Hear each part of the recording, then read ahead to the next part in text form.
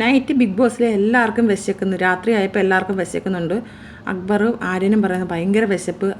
അനുമോളും അക്ബറും ആര്യനും കൂടെ പോയി ക്യാപ്റ്റനോട് പെർമിഷൻ ചോദിക്കുന്നത്, ഞങ്ങളുടെ മുട്ട എടുത്തോട്ടെ, ഞങ്ങളുടെ മുട്ട എടുത്ത് ഓംലേറ്റ് ഉണ്ടാക്കി കഴിക്കട്ടെ എന്ന് ചോദിക്കുന്നു, അല്ലെങ്കിൽ ബുൾസ ഉണ്ടാക്കി കഴിക്കട്ടെ എന്ന് ചോദിക്കുന്നു. നിങ്ങളുടെ മുട്ട മാത്രമേ എടുക്കാവുള്ളൂ, എൻ്റെ മുട്ട എടുക്കലോ എന്ന് ക്യാപ്റ്റൻ പറയുന്നു. അക്ബർ പറയുന്നത് ഭയങ്കര വിശപ്പ്, എനിക്ക് ഭയങ്കര വിശപ്പെന്ന് അക്ബർ പറയുന്നത്. അതുപോലെ ആര്യനും പറയുന്നത് നന്നായിട്ട് വിശക്കുന്നുണ്ടെന്ന്. ക്യാപ്റ്റൻ പറയുന്നത് എൻ്റെ മുട്ട എടുക്കുമ്പോൾ ഞാനൊരു ചെറിയ ഭാഗം തരാമെന്ന്. ആദിലെ നൂറ് അവിടെ ബെഡിൽ ഇതെല്ലാം കണ്ടുകൊണ്ടിരിക്കുകയാണ്. ആദില പറയുന്നത് അവളെ ഏറ്റെടുത്ത് ഇതെല്ലാം കുളവാക്കുമെന്ന് പറയുന്നത്. ആര്യൻ പറയുന്നത് വിശന്നിട്ടല്ലേ എന്ന് പറയുന്നത്. അപ്പം ആദില ചോദിക്കുന്നത് എന്ത് വിശപ്പ്? അന്നേരം അനുമോൾ ചോദിക്കുന്നത് നിങ്ങൾ രാവിലെ മുട്ട ഉണ്ടാക്കിയിട്ട് എനിക്ക് തന്നോ എന്ന് ചോദിക്കുന്നത്. അപ്പോൾ ആദില പറയുന്നത് പിന്നെ വെട്ടുപോത്തിൻ്റെ കണക്ക് കിടന്ന് ഉറങ്ങിക്കിടക്കുന്നത് നിന്നെ വിളിച്ച് തരാൻ പോവല്ലേ, നിൻ്റെ കയ്യിൽ എക്സ്ട്രാ മുട്ടയില്ലേ എന്ന് നൂറോട് ചോദിക്കുന്നത്. ഉണ്ടെന്ന് പറയുന്നത്. അനുമോൾ അങ്ങനെ അങ്ങ് പോകുന്നു. വേറെ ആരുടെയും മുട്ട എടുക്കില്ലെന്ന് നൂറെ വിളിച്ച് പറയുന്നത്. സാവുമോൻ പറയുന്നത് വേറെ ആരുടെ എടുക്കല്ലോ കേട്ടോ എന്ന് പറയുന്നത്. അപ്പോൾ ആര്യം പറയുന്ന ചുമ്മാതെ കുത്തിത്തിരിപ്പ് ഉണ്ടാക്കിയിട്ട് അവസാനം ആ പാവം ചെയ്യത്തില്ല, എല്ലാവരും കൂടെ പേടിപ്പിക്കാതെന്ന് ആര്യം പറയുന്നത്. ആര്യന് നല്ല വിശപ്പുണ്ട്. ആര്യം പറയുന്നത് വിശക്കുന്നുണ്ടോടാ. അങ്ങനെ ആര്യനും അനുമോളും അക്ബറും കൂടെ രാത്രി മുട്ട ഉണ്ടാക്കാൻ പോവുകയാണ്. ക്യാപ്റ്റൻ അറിയാം, ആദില നൂറ കണ്ട്.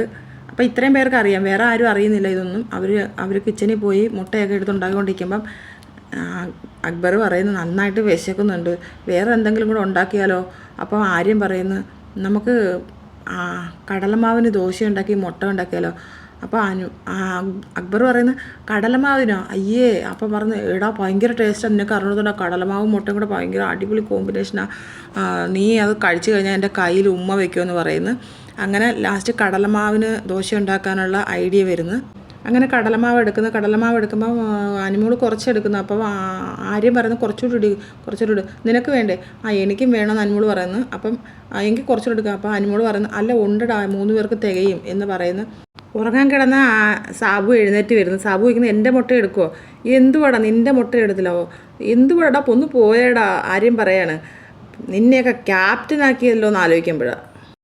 ഇതിൻ്റെ ഇടയ്ക്ക് അവൻ്റെ മുട്ട എടുക്കല്ലേ എന്ന് പറഞ്ഞു വരുന്നു. ഒന്ന് പോടാ സാബു എന്ന് പറയുന്നത്. പിന്നെ സാബു പറയുന്നത് അല്ലടാ, അനുമോൾ വിചാരിക്കും ഞാനും മുട്ട കഴിക്കാൻ പോകുന്നു, അതുകൊണ്ടാണ് ഞാൻ വന്ന് പറഞ്ഞത്. അപ്പോൾ അനുമോൾ പറയുന്നത് എനിക്കെന്ത് ബോധമില്ലേ എന്ന് ചോദിക്കുന്നത്.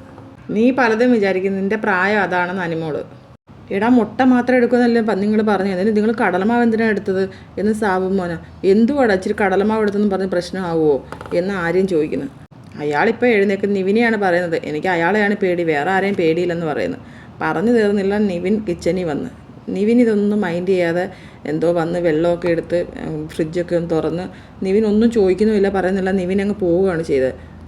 സാബുമോ വീണ്ടും വന്നിട്ട് പറഞ്ഞ് ഒരു കാര്യമുണ്ട്, കിച്ചൺ ക്യാപ്റ്റനോടൊന്ന് സംസാരിക്കാൻ. അനുമോട് പറഞ്ഞു നീ അല്ലേടാ പറഞ്ഞത് നിങ്ങൾക്ക് എന്ത് വേണമെങ്കിലും ഉണ്ടാക്കി കഴിക്കാൻ എന്ന് പറയുന്നു. ആര്യം പറഞ്ഞു എടാ നോക്കടാ, ഒരു ശകലം എടുത്തോളൂടാ, ഇവർ ഇത്തിരി എടുത്തോളൂടാ കടലമാവെന്ന് ആര്യം പറയുന്നു. അനുമോട് പറയുന്നത് എല്ലാവർക്കും കൊടുക്കും, എല്ലാവർക്കും കൂടെ ആണെന്ന് പറയുന്നു. ആരും ചോദിക്കുന്ന ആരാ പണിപ്പുര പോയത്, നമ്മൾ 3 പേരോടല്ലേ, പിന്നെ നമ്മളെന്തിനാണ് ചോദിക്കുന്നത് എന്ന് പറയാം. അത് ക്യാപ്റ്റൻസി അല്ലേ എന്ന് അനുമോൾ പറയുന്നത്. നമ്മൾ ജയിച്ചില്ലല്ലോ, നമ്മളാണ് ഇവിടെ എല്ലാവർക്കും ഫുഡ് ഗിഫ്റ്റ് ചെയ്യുന്നത്. അനുമോൾ പറയുന്നത് എടാ അത് ബിഗ് ബോസ് പറഞ്ഞിട്ടല്ലേ, അത് ബിഗ് ബോസ് പറഞ്ഞിട്ടല്ല, നമ്മൾ ഇവിടെ ഗെയിം ജയിച്ചിട്ടാണ് നമുക്ക് ഫുഡ് എടുക്കുന്നത് എന്ന് ആര്യം പറയുന്നു. ക്യാപ്റ്റൻ കടലമാവിനെ പറ്റി സംസാരിക്കുമ്പോൾ നിങ്ങൾ മുട്ട മാത്രമല്ലേ എടുക്കാൻ പറയുള്ളൂ, കടലമാവ് എന്തിനാണ് എടുത്തതെന്ന് സംസാരിക്കുമ്പം അനുമോൾ പറയുന്നു ഇത് മിക്കവാറും ഷാനവാസിക്ക പ്രശ്നമാക്കുമെന്ന്. അക്ബർ പറയുന്നത് നല്ല വിശപ്പെടാ, ഒന്നാമത് ഉച്ചയ്ക്ക് ചോറ് വളരെ കുറവായിരുന്നു കഴിച്ചതെന്ന് അക്ബർ പറയുന്നു. ആര്യം പറയുന്നത് ഇതൊരു വലിയ ഇഷ്യൂ ഒന്നും അല്ല, നീ ഒരു കാര്യം ചെയ്തോ, ഞങ്ങൾ ഇവിടെ ദോശ ഉണ്ടാക്കുമ്പോൾ ഞങ്ങളുടെ ദോശ കട്ട് ചെയ്തോ. അക്ബറും പറയുന്നത് ശരിയാ, ഞങ്ങളുടെ ദോശ കട്ട് ചെയ്തോളാൻ പറയുന്നു.